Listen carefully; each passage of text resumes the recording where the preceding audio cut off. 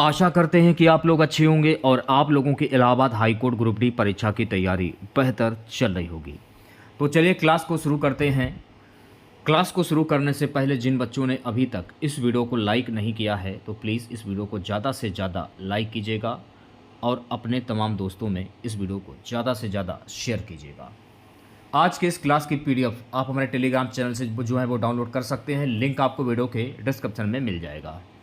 तो पहला क्वेश्चन रहेगा, नयन का तद्भव शब्द क्या होता है? एक होता है तत्सम और एक होता है तद्भव। आपसे पूछा जा रहा है तद्भव। तो ऐसे शब्द जो हिंदी भाषा से उत्पन्न हुए हों वो तद्भव शब्द कहलाते हैं। तो नयन का तद्भव शब्द क्या होगा? नयन को जब आप हिंदी में कन्वर्ट करोगे तो हिंदी में कन्वर्ट करने पर नयन का तद्भव शब्द क्या बन जाएगा? नयन बन जाएगा। तो इस प्रश्न का जो राइट आंसर जाएगा मेरे प्यारे बच्चों, ऑप्शन नंबर डी के साथ में है। अगला प्रश्न है, पत्र का तद्भव शब्द क्या होता है भाई? इसमें देखिए आपसे तद्भव शब्द पूछा जा रहा है। तो पत्र का तद्भव शब्द क्या होता है? पत्र को जब आप हिंदी में कन्वर्ट करोगे तो पत्र को हिंदी में क्या कहा जाता है? पत्ता कहा जाता है। तो इसका तद्भव शब्द क्या बनेगा? पत्ता। तो इस प्रश्न का जो राइट आंसर जाएगा ऑप्शन नंबर सी के साथ में। अगर मान लीजिए आपसे तत्सम शब्द के बारे में पूछ लिया जाए तो ऐसे शब्द जो संस्कृत भाषा से उत्पन्न हुए हों वो तत्सम शब्द कहलाते हैं। और तद्भव शब्द को मैंने आप लोगों को बता दिया है कि ऐसे शब्द जो हिंदी भाषा से उत्पन्न हुए हों वो तद्भव शब्द कहलाते हैं। चलिए बढ़ते हैं नेक्स्ट क्वेश्चन की ओर। अंटी मारना, इसका अर्थ क्या होता है? शरारत करना, चिंता करना, कम तौलना या फिर सहारा देना। तो अंटी मारना, अंटी मारना इसका मुहावरा क्या होगा? अर्थ भी कह सकते हैं, मुहावरा भी कह सकते हैं, लोकतृप्ति भी कह सकते हैं। कम तौलना। तो इस प्रश्न का जो राइट आंसर जाएगा ऑप्शन नंबर सी के साथ में। मान लीजिए अगर ऑप्शंस में चाल चलना दिया जाए, ऑप्शंस में कुछ भी दिया जा सकता है क्योंकि एक मुहावरा के कई अर्थ होते हैं। जैसे कि चाल चलना हुआ, चालाकी से कोई चीज़ दबा या छिपा लेना। चाल चलना अगर दिया जाए तो आप उस पर भी टिक कर सकते हो, और चालाकी से कोई चीज़ दबा या छिपा लेना अगर ये दिया जाए तो आप उस पर भी टिक कर सकते हो। ठीक है, चलिए बढ़ते हैं नेक्स्ट क्वेश्चन की और अगला क्वेश्चन देखेगा। अगला प्रश्न हमारा है गाइस, निम्नलिखित में कौन सी बिहारी भाषा की बोली नहीं है? भोजपुरी, छत्तीसगढ़ी, मैथिली या मगही? देखिए छत्तीसगढ़ी जो है ना ये बिहारी भाषा की बोली नहीं है। तो इस प्रश्न का जो राइट आंसर जाएगा ऑप्शन नंबर वी के साथ में है। चलिए बढ़ते हैं नेक्स्ट क्वेश्चन की और अगला क्वेश्चन देखेगा सभी बच्चे। पावक का संधि विच्छेद क्या होता है भाई? इंपॉर्टेंट क्वेश्चन से 5 स्टार लगा लीजिए। सबसे पहले आप पावक की संधि विच्छेद कर लीजिए। तो पावक की संधि विच्छेद क्या होती है? पौ धन अक। तो इस प्रश्न का जो राइट आंसर जाएगा ऑप्शन नंबर सी के साथ में। ठीक है, इसको तो मान लिया जाएगा औ, इसको तो मान लिया जाएगा और इसको मान लिया जाएगा आ। तो औ प्लस आ मिलकर क्या बना? आओ बना। आओ हुआ, जैसे कि अब हुआ, ये किस में आता है नियम के अनुसार? आओ और अब। तो ये आता है अयादि स्वर संधि में। अगर आपसे पूछ लिया जाए पावक में प्रयुक्त संधि कौन सी होगी? अयादि स्वर संधि हो जाएगी। तो ये भी आपको पॉइंट ध्यान में रखना है। ठीक है, नेक्स्ट क्वेश्चन देखेगा। अगला प्रश्न क्या है? अंधे के आगे रोना का क्या अर्थ है? अंधा व्यक्ति देख नहीं सकता, व्यर्थ का प्रयत्न, सफल प्रयत्न करना, उपरोक्त में से कोई नहीं। अंधे के आगे रोना इसका अर्थ क्या होता है? व्यर्थ का प्रयत्न। अंधे के आगे रोने से कोई फायदा तो है नहीं, तो व्यर्थ का प्रयत्न। तो राइट आंसर की अगर मैं बात करूं तो प्यारे बच्चों इस प्रश्न का जो राइट आंसर जाएगा ऑप्शन नंबर वी के साथ में। नेक्स्ट क्वेश्चन है कि झांसी की रानी उपन्यास के लेखक कौन है? वृंदावन लाल वर्मा, भगवती चरण वर्मा, इलाचंद्र जोशी, भीष्म साइनी। झांसी की रानी उपन्यास के लेखक कौन है? तो झांसी की रानी उपन्यास के लेखक हैं वृंदावन लाल वर्मा। तो राइट आंसर की अगर मैं बात करूं प्यारे बच्चों इस प्रश्न का जो राइट आंसर जाएगा ऑप्शन नंबर ए के साथ में। ठीक है, चलिए बढ़ते हैं नेक्स्ट क्वेश्चन की ओर। निम्न में से कौन सा पथिक का पर्यायवाची शब्द है? मुसाफिर, बटोही, पंथी या फिर ये सभी? पथिक का पर्यायवाची शब्द क्या होता है? तो पथिक का पर्यायवाची शब्द देखिए मुसाफिर भी होता है, बटोही भी होता है, पंथी भी होता है। तो इसलिए इस प्रश्न का जो राइट आंसर जाएगा ऑप्शन नंबर डी के साथ में। देखिए पथिक के पर्यायवाची शब्द जैसे कि राही हो गया, ये भी आपका पथिक का पर्यायवाची शब्द होता है। और जैसे कि राहगीर हो गया, राही राहगीर, ठीक है। यात्री हो गया, राही राहगीर यात्री, ये पथिक के पर्यायवाची शब्द होते हैं। तो ये भी आपको ध्यान में रखना है। प्यारे बच्चों अगला प्रश्न देखेगा, शिष्ट का विलोम शब्द क्या होता है? शिष्टाचार, अपमान, अशिष्ट या विशिष्ट? शिष्ट का विलोम शब्द क्या होता है? तो शिष्ट का विलोम शब्द होता है अशिष्ट। तो इस प्रश्न का जो राइट आंसर जाएगा ऑप्शन नंबर सी के साथ में। अगला प्रश्न देखेगा सभी बच्चे, बच्चों को थपकी देकर सुलाने के गीत को क्या कहते हैं? लोरी कहते हैं, लोरी कहते हैं, होरी कहते हैं या पोरी कहते हैं? बच्चों को थपकी देकर सुलाने के गीत को क्या कहते हैं? इसे हम कहते हैं लोरी।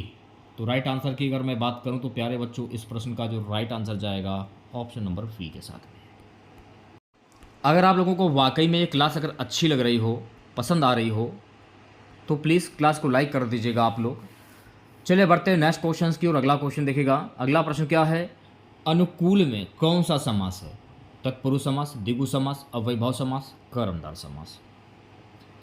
अब देखिए जैसे कि इसमें ये आपसे ये पूछ रहा है कि अनुकूल में प्रयुक्त समास कौन सा होता है।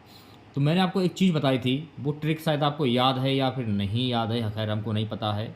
मैंने आपको ट्रिक ये बताई थी, जहाँ पर यथा आ जाए, अनु आ जाए, मान लीजिए प्रति आ जाए, बड़ा आ जाए, भर आ जाए, उद आ जाए और हर आ जाए।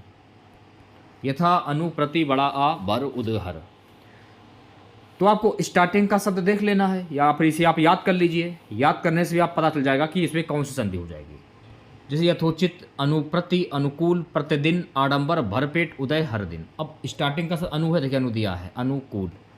तो जहाँ पर दिया जाए तो ये यहाँ पर आपका जाएगा ऑप्शन नंबर सी के साथ में, यहाँ पर हो जाएगा अव्ययभाव समास। तो राइट आंसर की बात करूँ तो राइट आंसर जाएगा ऑप्शन नंबर सी के साथ में।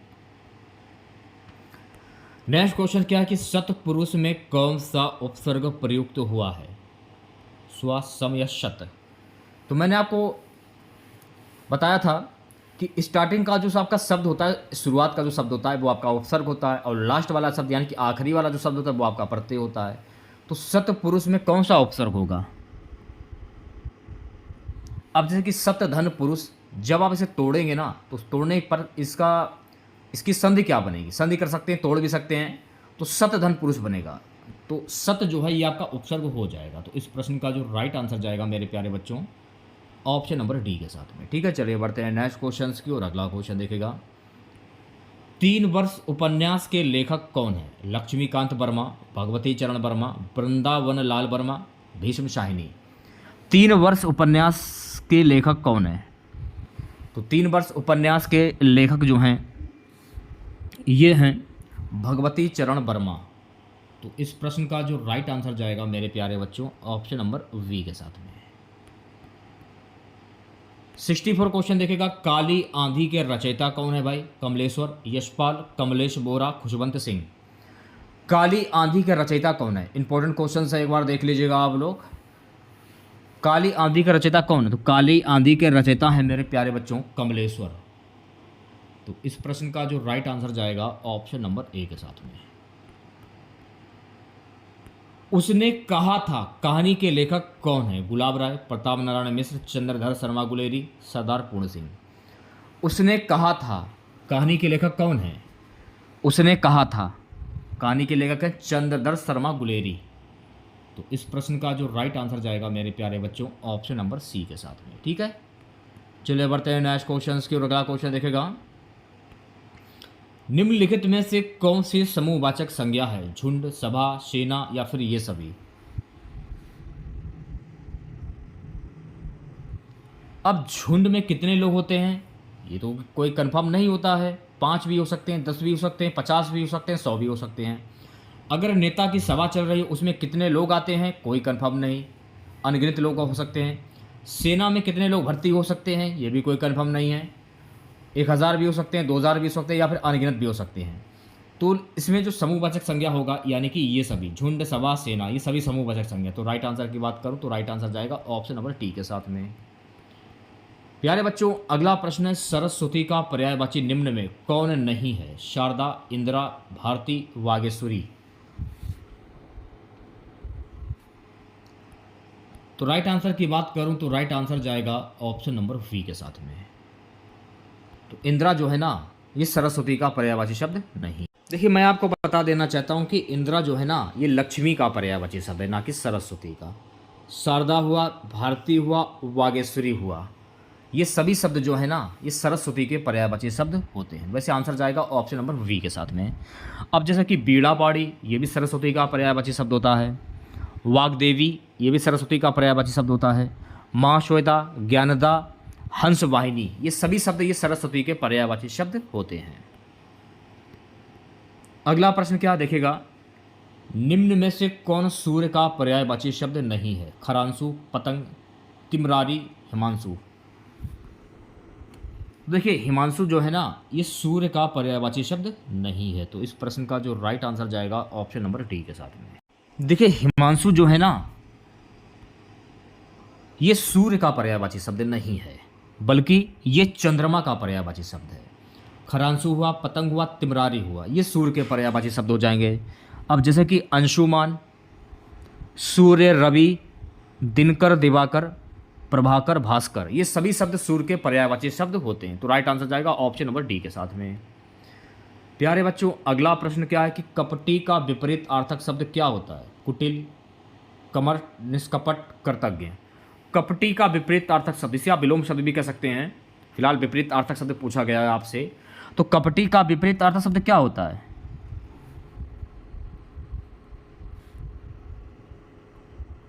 तो कपटी का विपरीत अर्थक शब्द होता है निष्कपट। तो इस प्रश्न का जो राइट आंसर जाएगा मेरे प्यारे बच्चों ऑप्शन नंबर सी के साथ में। ठीक है। अब जैसे कि मान लीजिए ऑप्शंस में दिया जाए सरल, सरल हृदय, सरल हुआ, हृदय हुआ, ईमानदार हुआ, तो आप इन पर भी टिक कर सकते हैं, क्योंकि सरल, हृदय और ईमानदार ये जो है कपटी के पर्यायवाची शब्द होते हैं। यानी इसका अपोजिट आपको कर देना है, ज़्यादा दिमाग नहीं लगाना है। ठीक है। नेक्स्ट क्वेश्चन देखिएगा, उदांत का विपरीत अर्थक शब्द क्या होता है? उत्कर्ष, उत्तम, अनुदांत, उत्थान। उदांत का विपरीत अर्थक शब्द, यानी इसका विलोम शब्द क्या होगा? इसका उल्टा क्या बनेगा? अनुदांत। उदांत का विपरीत अर्थक शब्द होता है अनुदांत। तो इस प्रश्न का जो राइट आंसर जाएगा ऑप्शन नंबर सी के साथ में। ठीक है। प्यारे बच्चों, अगला प्रश्न देखिएगा, इनमें कौन सही सुमेलित नहीं है? विवाद, विवादास्पद, विजय, पराजय, मृदुल, कठोर, विरह, मिलन। तो कौन सही सुमेलित नहीं है? विवाद, विवादास्पद, ये सही सुमेलित नहीं है। तो विवाद का विलोम शब्द क्या होता है? विवाद का विलोम शब्द होता है निर्विवाद। क्या होता है? निर्विवाद होता है इसका विलोम शब्द, ये होता है, ना कि विवादास्पद। ठीक है। तो ये आपको ध्यान रखना है। नेक्स्ट क्वेश्चन देखिएगा प्यारे बच्चों, अगला प्रश्न है कि पसीने से उत्पन्न के लिए एक शब्द क्या होता है? सुदेज, पिंडज, अंडज, जलज।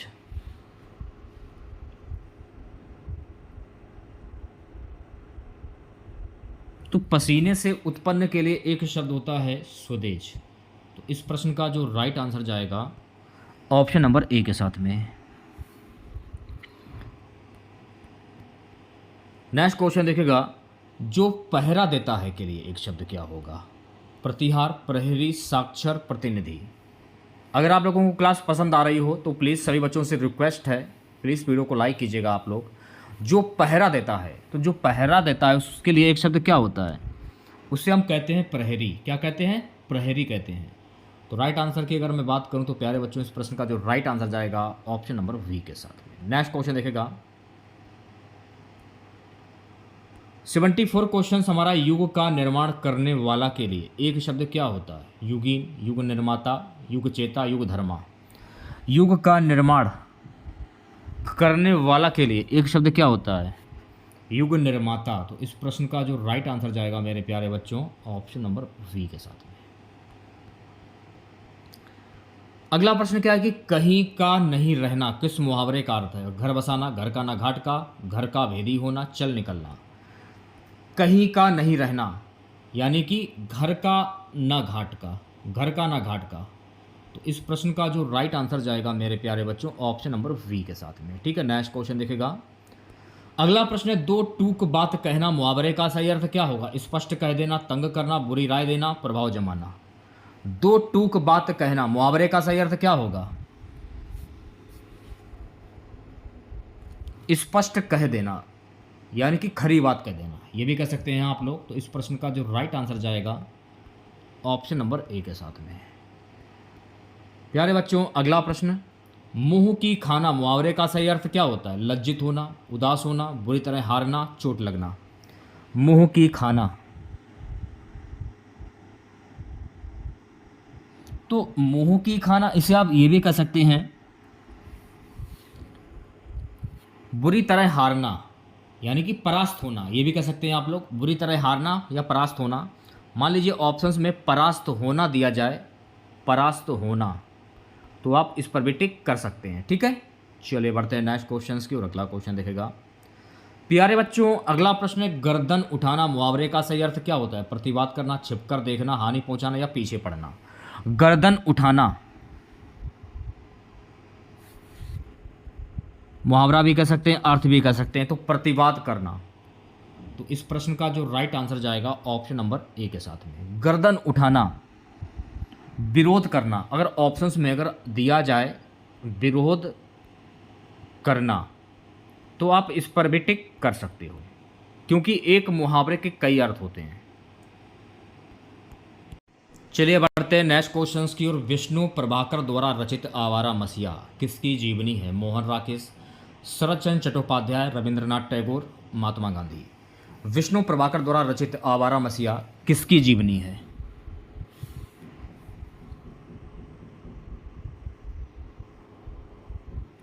शरत चंद्र चट्टोपाध्याय की ये जीवनी है आवारा मसीहा। तो इस प्रश्न का जो राइट आंसर जाएगा मेरे प्यारे बच्चों ऑप्शन नंबर बी के साथ में।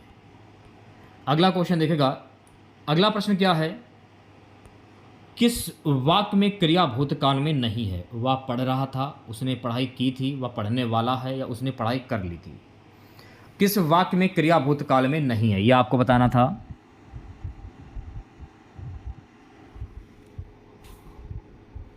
वह पढ़ने वाला है, तो वह पढ़ने वाला है इसमें क्रिया भूतकाल में नहीं है, क्योंकि वह पढ़ने वाला तो वर्तमान हो जाएगा ना। वह पढ़ने वाला है क्योंकि उसने पढ़ना शुरू नहीं किया है, लेकिन भूतकाल तो खैर होगा नहीं। तो राइट आंसर जाएगा ऑप्शन नंबर सी के साथ में।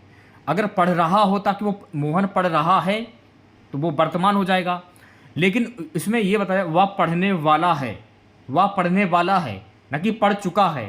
अगर पढ़ चुका होता तो क्रिया भूतकाल में जाता। ठीक है, अगला प्रश्न क्या है, निम्नलिखित में से किस वर्ण का उच्चारण तालु से नहीं होता है?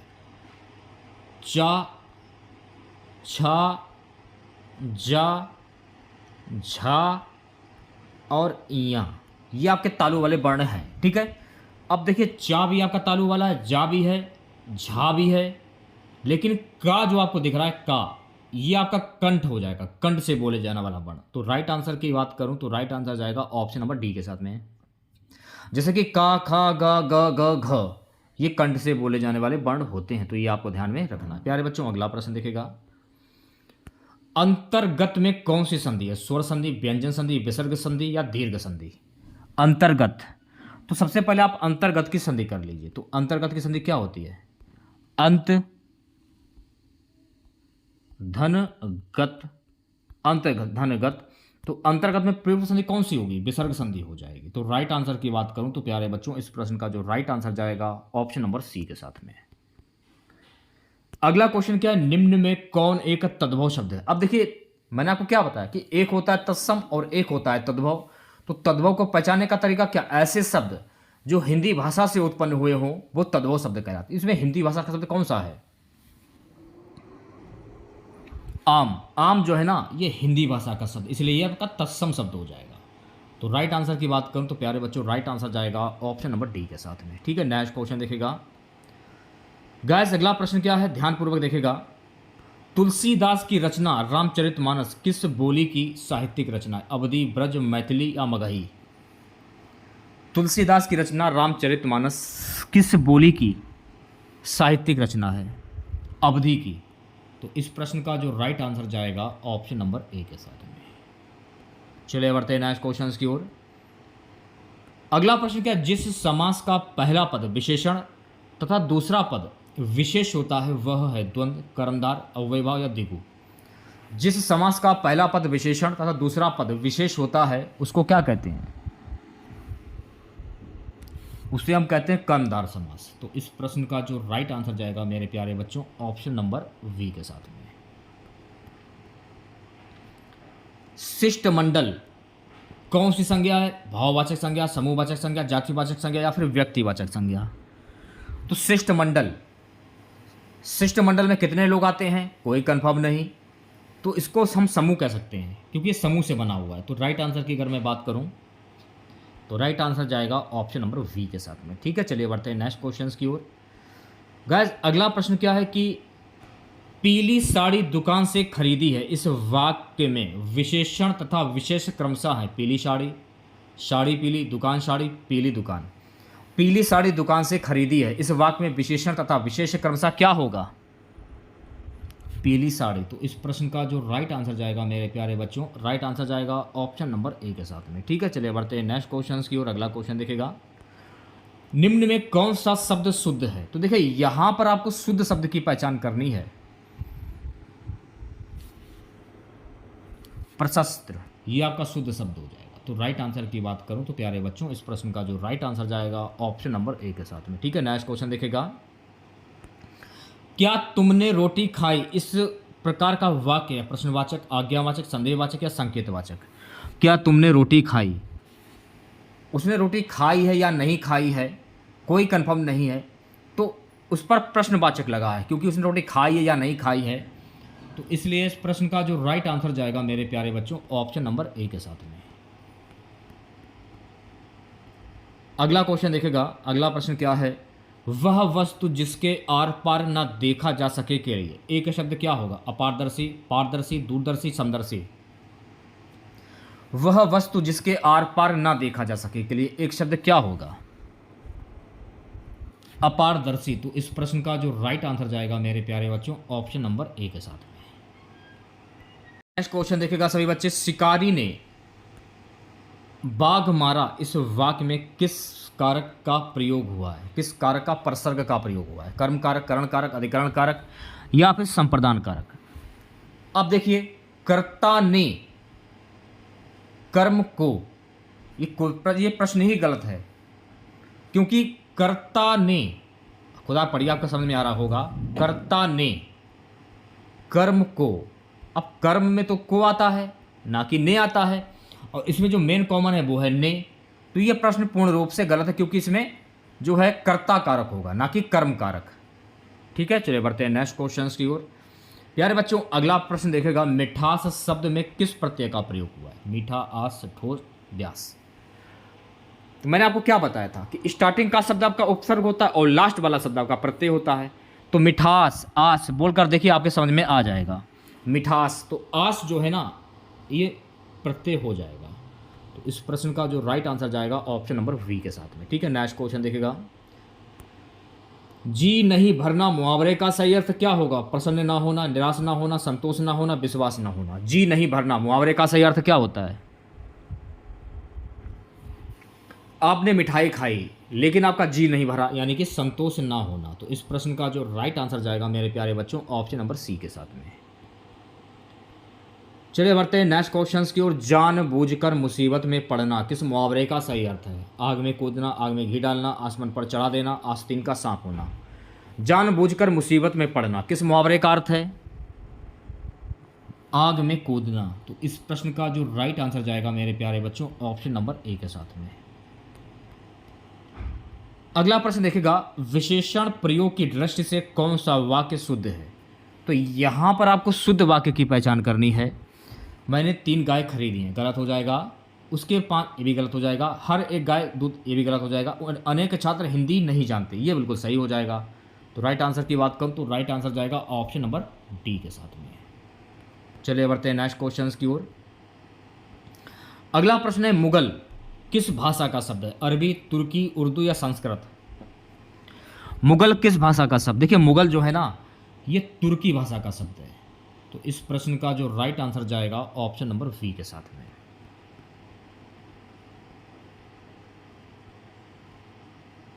अगला प्रश्न, हिंदी शब्द का प्रयोग सर्वप्रथम किस भाषा की रचना में हुआ है? संस्कृत, पाली, प्राकृत या फारसी? हिंदी शब्द का प्रयोग सर्वप्रथम फारसी भाषा की रचना में हुआ है।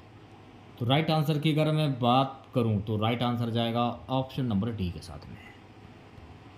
अगला प्रश्न देखिएगा, परिवार किस संज्ञा का उदाहरण है? जातिवाचक, भाववाचक, व्यक्तिवाचक या समूहवाचक? अब परिवार में कितने लोग हैं ये कोई कंफर्म नहीं है, 12 भी हो सकते हैं, 10 भी हो सकते हैं, 5 भी हो सकते हैं। तो गिनती की संख्या को क्या बोलते हैं? समूह बोलते हैं। तो परिवार में हो जाएगा समूहवाचक संज्ञा। तो राइट आंसर जाएगा ऑप्शन नंबर डी के साथ में।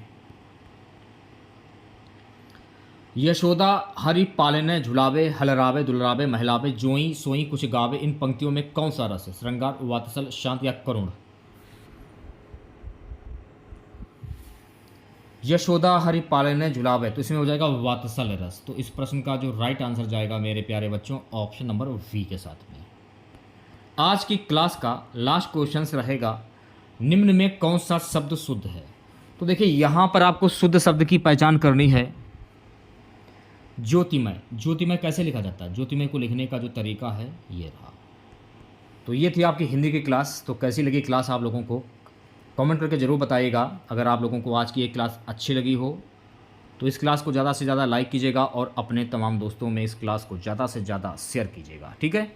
और आज के इस क्लास की PDF आप हमारे टेलीग्राम चैनल से प्राप्त कर सकते हैं। लिंक आपको वीडियो के डिस्क्रिप्शन में मिल जाएगा। अगर आप लोगों ने ज्वाइन नहीं किया जल्दी से ज्वाइन करें आप लोग।